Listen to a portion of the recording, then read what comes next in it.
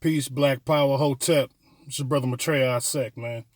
I had already informed the public, and particularly Facebook, that I'm going to be making a video about this ADOS topic.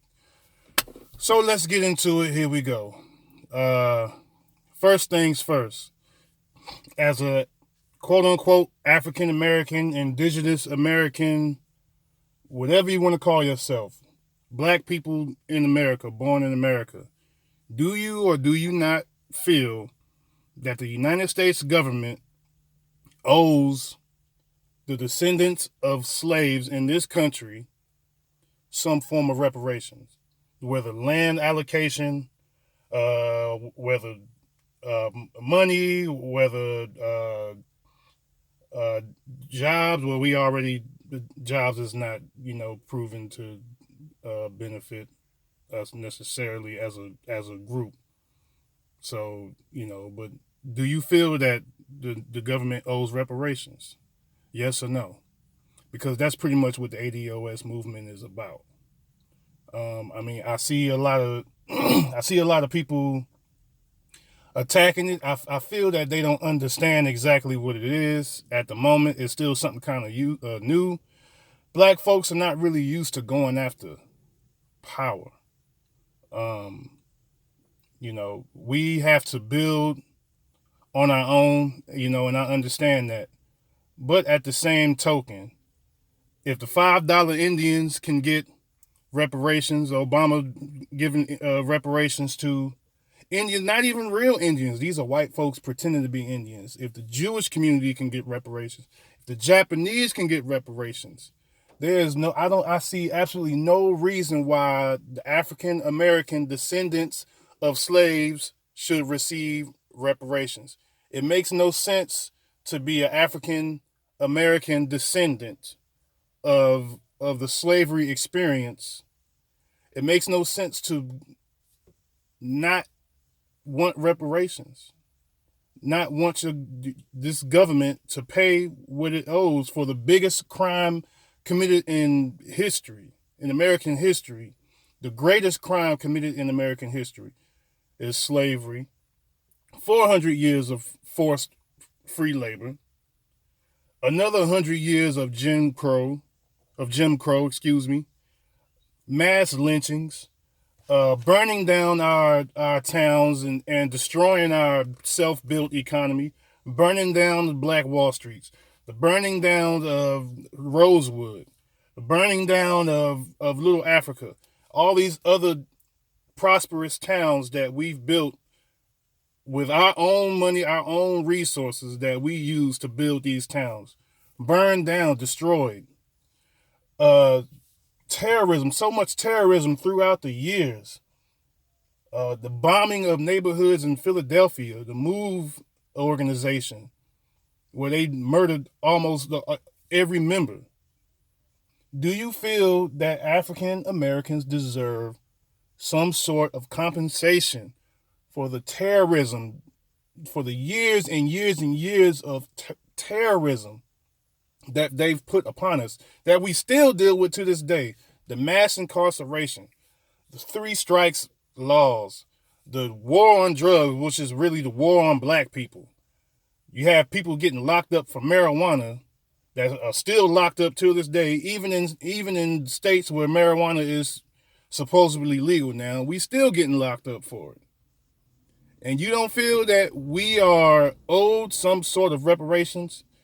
We can have an argument. Oh, well, we are, but the crackers are never going to give it to us. Okay, that's fine. You may be right. But do you at least feel that we need to keep the pressure on them to at least make them, if they're going to come around us pandering for our vote, at least keep the pressure on them about reparations? At least make them. We are for the first time in a long time. A lot of black people are on code, and we are dominating the political course right now. We are dominating the conversation. You think these politicians want to talk about reparations and shit for black people? No, they want to talk about immigration, and they want to talk about LGBTQ, and they want to talk about all this, the New Deal. They want to talk about all this other shit.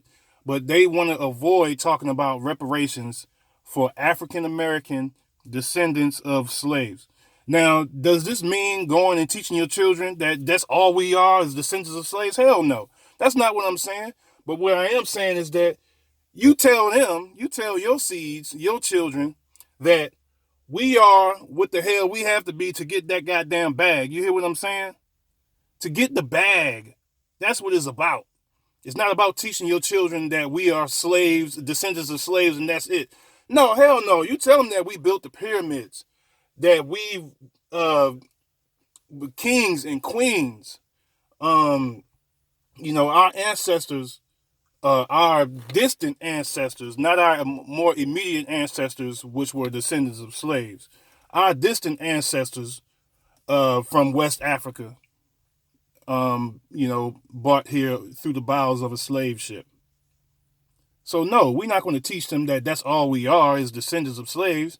But in order for us to trim the fat and to redefine power and refinement, the 120 lessons teaches us power and refinement. We have to refine ourselves. You see what I'm saying? We have to come together and refine ourselves and basically use that as a premise.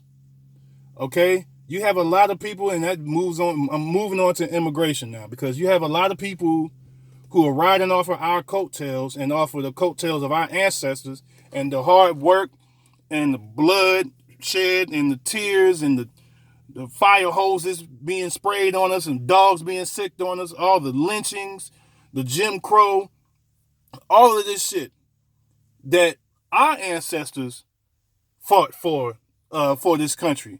We are the moral authority of the world. And we are owed for that. We are owed something for that. Okay? Immigrants come to this country. All right? They benefit off of the hard work that we put in. We built this goddamn country. It was a black man who designed Washington, D.C. We built the White House that these motherfuckers are staying in. We built the White House. And you don't think that we are not owed some sort of compensation for that? Hell no. Hell no. All the intended gains all the gains that was intended for us through the civil rights movement and through all the bloodshed and the tears and getting bust over the side of the head and all of that shit is being piggybacked on by people who didn't even grow up in this country, who immigrated here. They coming up by coming over here, not the other way around. They coming up on our backs, on our bloodshed. So, do I feel that we deserve reparations? Yes, I do. I can understand some brothers may be like, and sisters may be like, I don't want to accept anything from the cracker. I don't want nothing from the cracker. I don't want no handout from the cracker. I don't see it as no handout. It's what the fuck they owe. They owe us. Okay? And we need to keep the pressure on them. If you feel that you don't want no handout from no crackers, you won't want to take no money from no cracker, even though you might be working a 9-to-5 job or something like that, you're taking money from them anyway. You're not going to even be able to survive in this country without taking some sort of money from crackers in the first place. You got income tax, you get a paycheck, you get, whatever it is. So if you feel that you don't want to take any money from a crackers if they offering reparations or whatever, then I can understand that. I can respect that. But me, I feel that we need to get what the fuck is owed to us. And they owe us. They owe us reparations. And we're going to make sure that we keep the pressure on them. That's why I support this ADOS thing, this foundational Black American thing. There's been a lot of pushback on the ADOS thing, and particularly from people with immigrant parents or not immediate American-born immigrants. I'm kind of getting convoluted on my words, but We deserve reparations. We need to keep the pressure on these people. Where there's a lot of pushback on the ADOS, and that's what's making me push for it even more. It makes we're touching a lot of nerves on people, and I feel that we're headed in the right direction. Then, if that's the case, we're headed in the right motherfucking direction. If all these people getting pissed off and saying no, we don't need to be doing this, and it's divisive and all of that, fuck that. We deserve what the fuck we are owed, and we're gonna fight for it. And that's pretty much all I gotta say. I support the ADOS movement. Um, and black people are on code for the first time in a very, very long time. I'm proud of the fact that the black discourse is taking effect of politics. They can't dance around our plight anymore.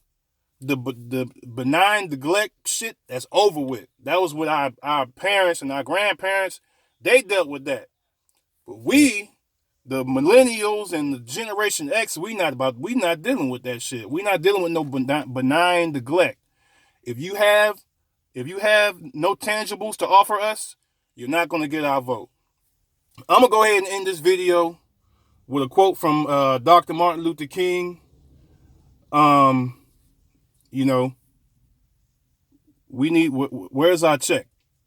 Where's our check? That's it. I mean, I'm paraphrasing. I'm still trying to get used to doing these videos and stuff like that. But that's it. We coming for our check. It's time to pay up. That's all. Peace and power, family.